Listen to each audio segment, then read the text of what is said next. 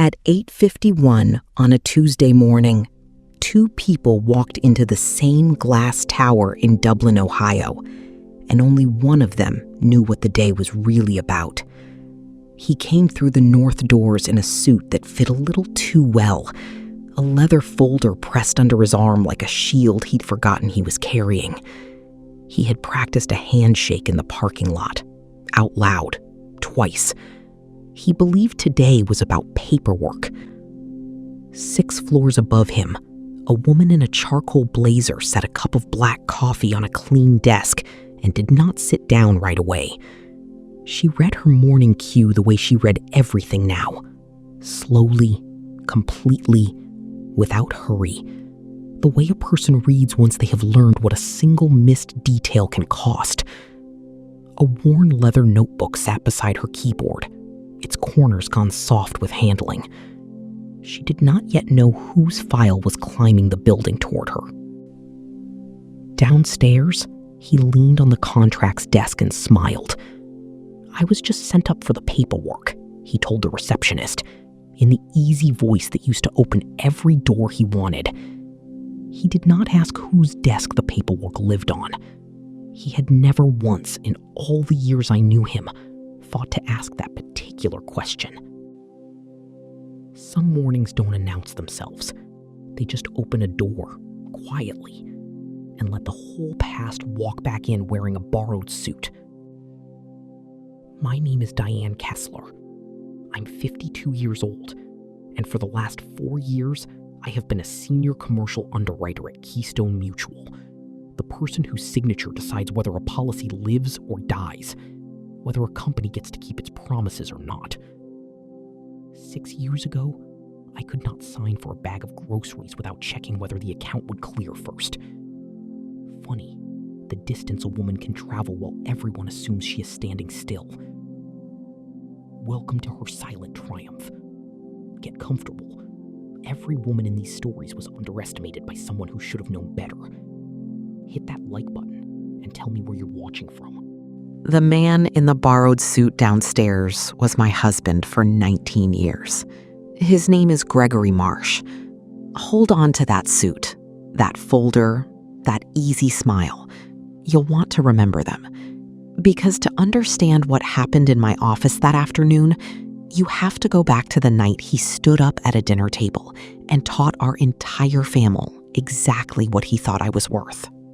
We met in Columbus when I was 28 and still believed effort was a currency the world always honored. Greg was charming, the way a bright room is charming. You don't notice how much of the light is borrowed until you're standing in the dark. He talked about the company he was going to build. I talked about the family we were going to raise. For a while, both of those futures seemed to point the same direction. We married in a small brick church off Sawmill Road. 40 guests, a rented hall with folding chairs. From the very start, I kept the books for us. Literally kept them. I carried a leather notebook everywhere, the same kind my mother had carried before me. And in it, I wrote every bill, every due date, every promise either of us made out loud. Greg called it my little book of worries. He said it at parties, and people laughed. And I laughed along, because back then, I could not yet hear the contempt folded underneath the joke.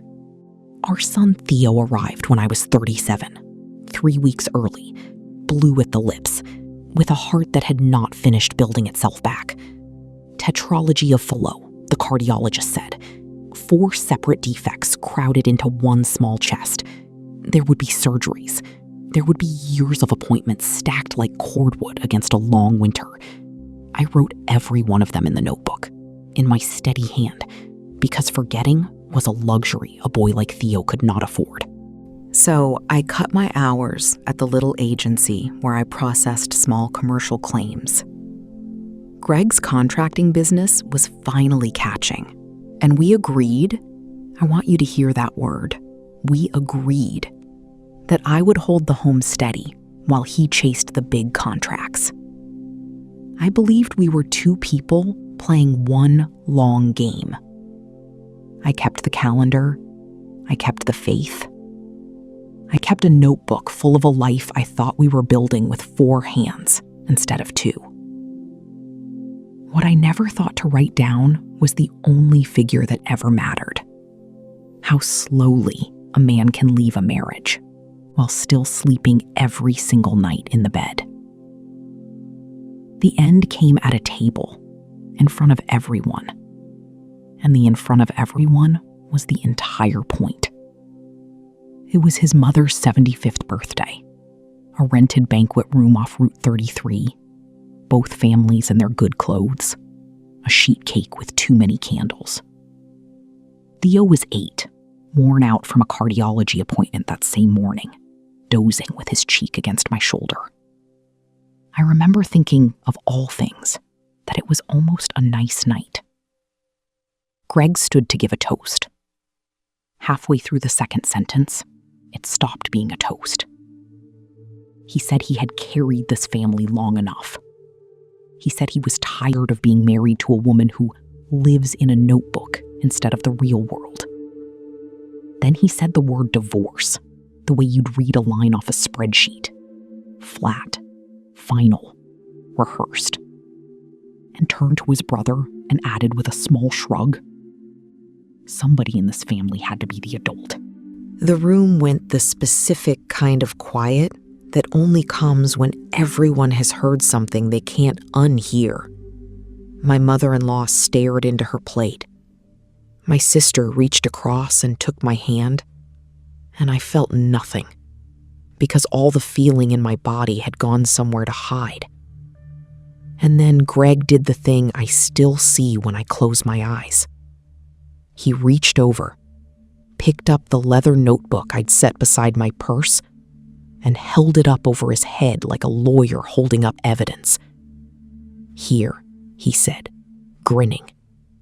"Even now." And people laughed. Not all of them, but enough of them. Enough. I did not shout. I have replayed that night 10,000 times, and I have never once wished that I had. I stood, lifted my sleeping son onto my hip, walked around the table, and took the notebook gently out of my husband's hand. Then I carried both of them, the boy and the book, out to the car. The last thing I heard as the door swung shut was Greg reassuring the table not to worry about me. "She'll land on her feet," he said. "She always does." He was right about that part. He simply never imagined where those feet were going to land. Here is what a public divorce does that a private one never could. It writes the story before you get any chance to. By the time the papers were filed, half the people we knew already believed the version where I was the fragile one, the obsessive one, the impossible one to live with. Greg kept the house. His lawyer moved faster. His story was louder. And in the end, louder is what a town remembers. I kept Theo. I kept Theo's medical schedule. And I kept a notebook that suddenly felt like exactly the joke he had said it was. I had no home of my own. For 14 months, Theo and I slept in other people's houses. My sister's spare room first, until that got tight. Then a co-worker's finished basement, until the pipes let go in a February thaw. Then a fold-out couch in a church friend's den, where I lay awake listening to a stranger's furnace and doing math that never came out right no matter how many times I ran it. I learned to fold our entire life into 2 duffel bags in under 20 minutes. I learned which floorboards creaked so I could warm Theo's medication at 5 a.m. without waking a single person kind enough to have taken us in. The hardest night was not any of the couches. It was Theo's 3rd surgery, landing right in the middle of all of it. A valve repair the doctors would not let us postpone, and me standing at an intake window with a consent form that asked for a home address I did not have. I left the line blank. Then I sat down in that hallway, opened the notebook, and wrote the surgeon's name in it, in the same careful hand as always, because it was the one thing left in my whole life that still looked like the woman I used to be. A night nurse noticed. She watched me track each dose and each vital sign in the margins, and she said very quietly, "You'd be good at what I do, honey. You don't miss anything." I thanked her and did not believe her. But somewhere in the fluorescent hum of that hallway, the details stopped being my weakness. They became the only solid ground I had left to stand on. And I decided, right there in a plastic chair at 2 a.m, that I would build a whole new life on top of them. Meanwhile, and this is the part where I need you to watch both roads at once, because that is genuinely how it happened. Greg's company was booming. I heard about it the way you hear about weather in a state you no longer live in. New trucks with the Marsh & Coal logo painted on the doors, a bigger house in the kind of suburb we could never have afforded together, a new wife named Sherry, and a wedding photo that made its slow way to me while I was folding another family's towels in a borrowed basement. To everyone watching from outside, the scoreboard was simple. He had won. I had disappeared. But disappearing, I have learned, is just the word bystanders use for the work they cannot see. I went back to school at night for my property and casualty licenses, the credentials that let a person legally judge risk for a living. My textbooks lived open on a laundromat table while Theo did his homework across from me, the dryers turning behind us like slow applause for an audience of nobody. I moved from processing small claims to adjusting them, which meant I stopped pushing paper and started walking through the actual wreckage. Flooded basements, burned kitchens, collapsed carports, learning how risk behaves on the day it finally comes true. I was good at it. The night nurse had been right. I did not miss anything. Theo grew up fast in those years, the way children of hard seasons do, early and watchful. He learned to read a room long before he could drive a car. He would catch me at the laundromat table at midnight, quietly close my textbook, and say, "Mom, bed. You can't pour from an empty cup, and I've only got the one of you." Too many hospital waiting rooms had made him older than his friends, and far gentler than his father. He was the reason I got up in the morning. He was the reason the math simply had to work. There was a stretch in the middle of those years when I put the notebook away. And I want to be honest about that, because it matters to the rest of the story. For almost a year, I couldn't look at it without hearing him hold it over his head. So I zipped it into the inside pocket of a bag and left it there in the dark. And I told myself I had outgrown it. I hadn't. I just wasn't ready yet to decide whether it was a wound or a tool. So it waited, patient in that pocket, the way I was slowly learning to wait, quietly, without complaint, saving itself for a day neither of us could see coming. Here is the thing about insurance that men like Greg never bother to learn until the one day it finally matters. It is an industry built entirely out of history. Every policy is just a bet placed on the truth of a person's record, and a record does not care how good the toast was, or how loud the story got afterward, or who the room decided to laugh at. It only remembers what actually happened. I spent those years learning to read records the way I had once read Theo's charts, completely, without flinching, without ever letting hope quietly change the math. By year 4, I had moved to Keystone Mutual and passed my underwriting exams.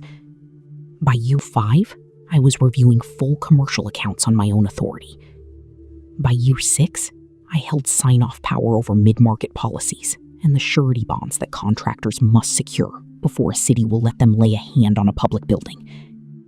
I had a glass office with my name etched into the door, a title that had taken me the better part of a decade to earn. And back out of that dark pocket at last, a soft leather notebook resting on the corner of my desk. He was not a joke anymore. It was just a habit that had quietly outlived the man who mocked it. I was not waiting for Greg. I need you to believe that, because it is true. Whole months would go by when he simply was not in my mind at all. Which is exactly why, on an entirely ordinary Thursday, I did not feel a single thing when his company's name first slid into the bottom of my review queue. It arrived looking like nothing at all. A contracting firm bidding on a municipal job, the full renovation of a middle school over in Delaware County, needed two things before the city would let it near the site. It needed a liability policy in case a wall or a worker came down. And it needed what we call a surety bond, which, stripped of the jargon, is really just a promise with money standing behind it. An insurer stepping forward to guarantee that if the contractor takes the public's money and walks off the job, someone reliable will still make the taxpayers whole. $2.1 million of that guarantee rode on a single approval. The file had been pushed up to a senior underwriter because the numbers underneath it did not quite sit right. The senior underwriter was me. The company was called Marsh & Cole Contracting. I read the name twice and felt absolutely nothing, because Marsh is a common enough name, and Cole meant nothing to me at all. Then I opened the ownership page, and there it was, his signature. That same slanted, overconfident capital G I had watched him sign across 19 years of mortgages and permission slips and Christmas cards. Right beside it, the birth date, the middle name, Gregory Allen Marsh. And the room went very quiet, in the way a room does when the past pulls out a chair and sits down directly across from you. My first instinct was the honest one, and I am proud of that, because it told me exactly who those 6 years had turned me into. I reached for the phone to take myself off the file. A conflict of interest is a real thing, not a technicality. And I had spent 6 years becoming a woman who follows the rule even in an empty room, where no one would ever catch her breaking it. I walked down the hall to my VP, Marcus Bell, and told him I knew the applicant personally. He asked how personally. Marcus is a careful man. It is why the company hands him the accounts that could sink us. He said we would document the relationship in writing, and that a second underwriter would co-sign anything I so much as touched, so that no one could ever claim the file had been handled with a grudge. But then he said something I did not expect, and it has stayed with me. Diane, you're the one who flagged it. That is exactly why you're allowed near it. This whole system only works because there are people in it who tell the truth about their own hand before anyone thinks to ask. So I stayed on the file, not to bend it, not to touch a single number written on it, only to read it correctly, with a second, disinterested set of eyes following mine the whole way down the page. And when I finally read it the way I read everything now, cold and complete and all the way to the bottom, I understood something with a calm that surprised even me. Whatever was about to happen to Gregory Marsh, I would not have to lift one finger to cause it. The leverage was not something I had invented or planted or held back for the right moment. It was already there, sitting in plain sight inside his own record, waiting patiently for a single reviewer honest enough not to look away. For 6 years, in my weaker moments, I had wondered what I would do if the universe ever set this man back down in front of me. Now I had my answer. I would do my job. That was all. And that, it turned out, was everything. Here is what the file told me, written in the one language that does not care about toasts, the language of what a company has actually done. Marsh and Cole had grown fast and borrowed faster, the way a building goes up quickly when nobody stops to check the depth of the footings. There were 2 prior liability claims that had never been disclosed on the application. A retaining wall that had failed on a job 2 years back. A subcontractor's injury that had been settled quietly and kept off the books. And there was a lapse. A stretch of 18 months in which the company had carried no real coverage at all. The way a man pays this month's fire with next month's matches and calls it good business. On paper, Greg's whole empire was exactly the kind of house he used to build for other people. A beautiful facade nailed neatly over a foundation no one was ever meant to inspect. And that is the part nobody warns you about when you watch a man win the divorce and drive off in the newer truck. Winning the story is not the same thing as fixing the structure. For 6 years, his record had been quietly righting itself, one hidden crack at a time, while he was busy being admired at parties. And now, by the plainest accident, it had come to rest on the one desk in all of Ohio, where the person reading it had spent those exact same 6 years, learning precisely what a hidden crack looks like from the inside. I never wanted revenge. I wanted my life back. So I stopped waiting, and I went to work. I did not fail his file out of spite. I need you to hear that clearly, because the entire meaning of the thing depends on it. I did what the job required, and not 1 degree more. I issued a deficiency notice, which sounds severe, but is honestly the most ordinary letter in my trade. All it says is this: your application and your history do not match. So before we go any further, you need to disclose those 2 claims, explain the lapse, and hand over your loss runs. The plain year-by-year record of everything you have ever filed. That is not a weapon. That is a Tuesday. Every single applicant whose paperwork doesn't line up gets the identical letter, printed off the identical template. His just happened to be signed, at the very bottom, by the woman he had once held up over his head to make a room full of our families laugh. And here is the small, quiet gear that turned the whole machine. A deficiency notice on a file this size triggers a mandatory in-person meeting to resolve it. Standard procedure, nothing personal. My assistant sent the calendar invite the way she sends every one of them, listing the reviewing officer only by title, Senior Underwriter Commercial Bonds, because that is simply how the template reads. And a name on a line like that only ever matters to a man who reads his own mail. Greg never had. For 19 years, he had handed the dull paperwork to whoever was standing closest. And now he'd handed it to a project assistant who confirmed the appointment and never once thought to wonder who exactly they were confirming it with. His broker knew the review was routine. Nobody in the chain had a single reason to say my name out loud. So on an ordinary Tuesday morning, Gregory Marsh put on the suit that fit a little too well, practiced his handshake twice in the parking lot, told a receptionist he had just come up for the paperwork, and stepped into an elevator that carried him floor by floor up to a glass office with my name cut into the door. I read the calendar invite 3 separate times. Then I set my phone down and I did not tell a single soul how I felt about it. Because by then, I honestly wasn't certain I felt anything at all. He thought he was coming to charm a clerk. He had no idea he was walking into the one appointment he had spent 19 years failing to keep. He walked into my office already talking, the way he walked into every room. Warm, expansive, a man long accustomed to being liked before he has been understood. "Appreciate you making the time," he said, to the general vicinity of my desk, before he had even looked up from buttoning his jacket. "I know these things are usually just a formality, so if we can knock it out quick."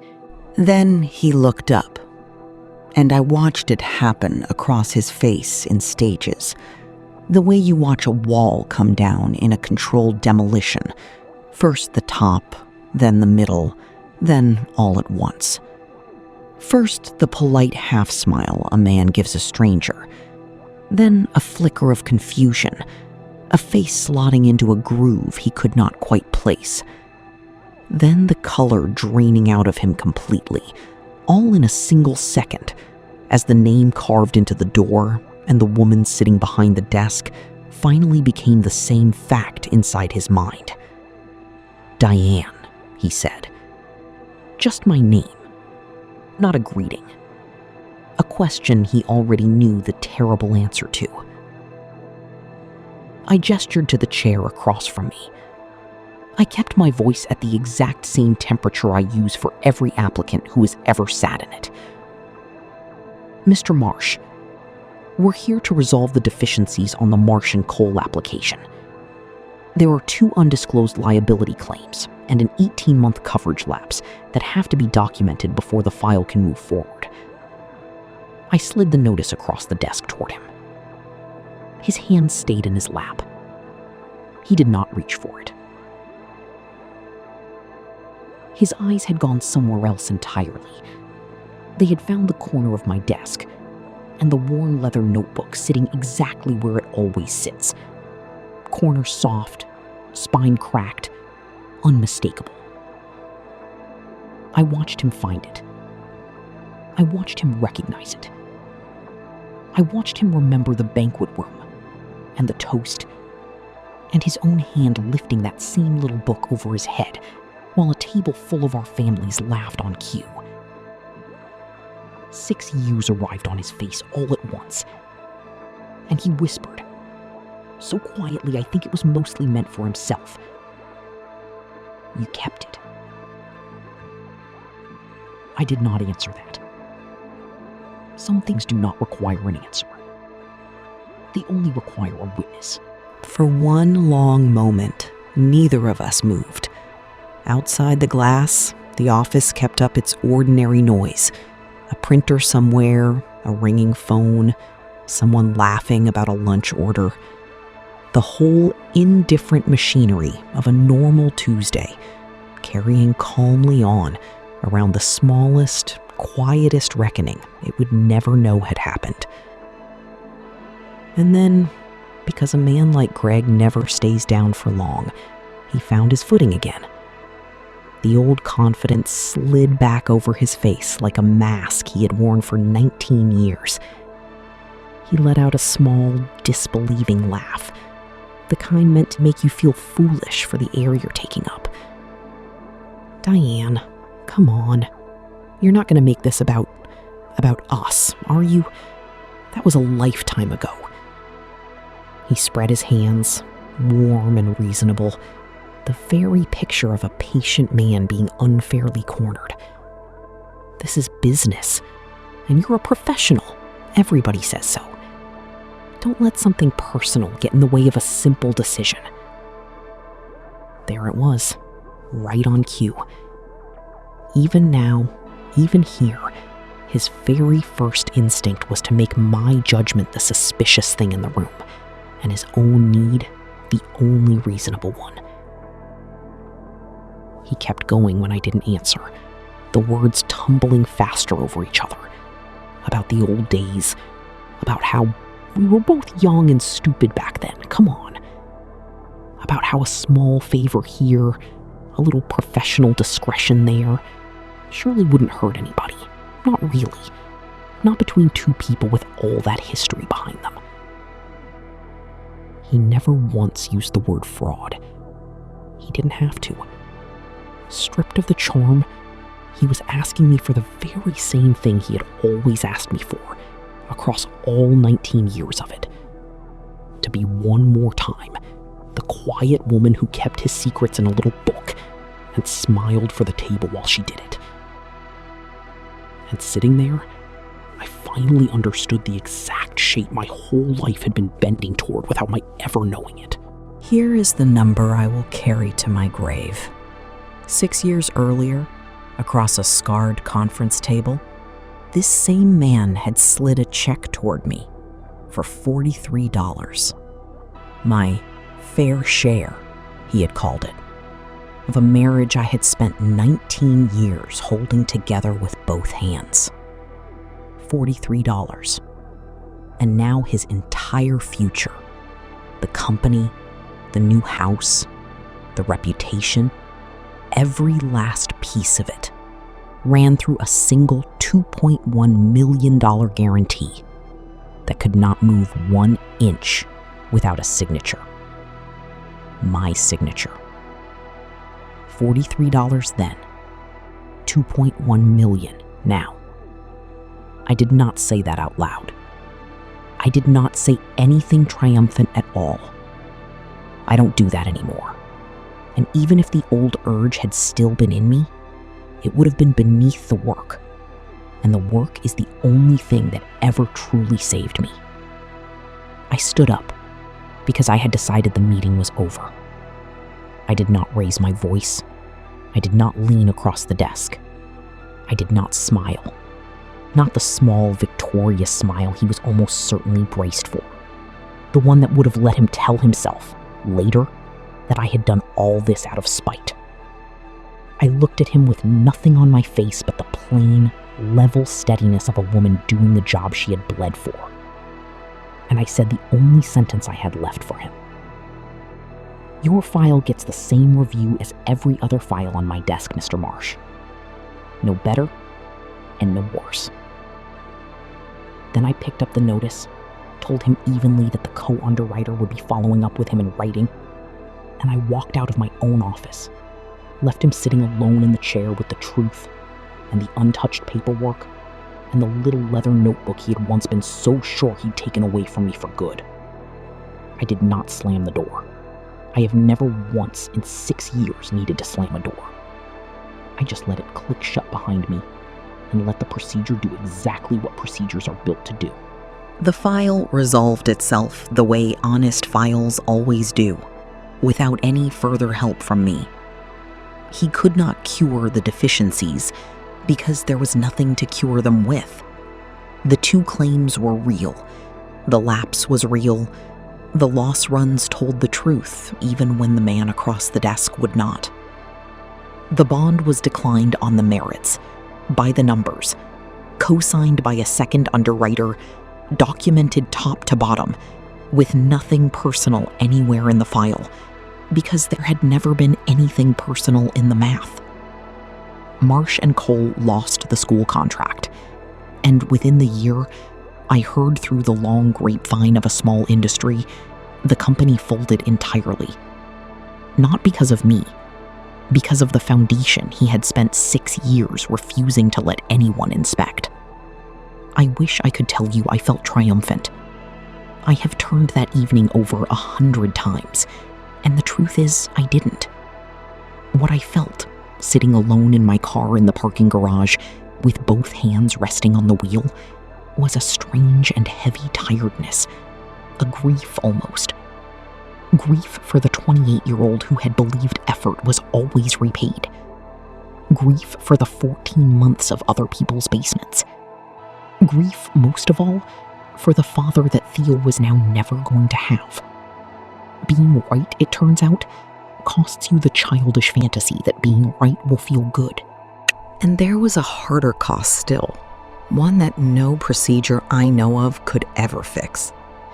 That spring, Greg reached out to Theo, 14 now, sharp-eyed, scarred straight down the center of his chest, and entirely, wonderfully his own person.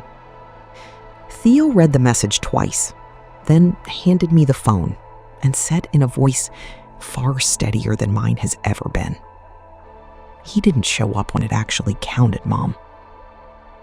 My son was calm. My son was fine. I was the one who stood at the kitchen sink long after he had gone to bed and cried without making a single sound. Because for all of it, through every couch and every night shift and every exam, the one thing I had truly wanted was to give that boy a father. And that was the single thing all my careful, hard-won competence could never underwrite. I sat in that garage until the automatic lights clicked off in the ceiling above me.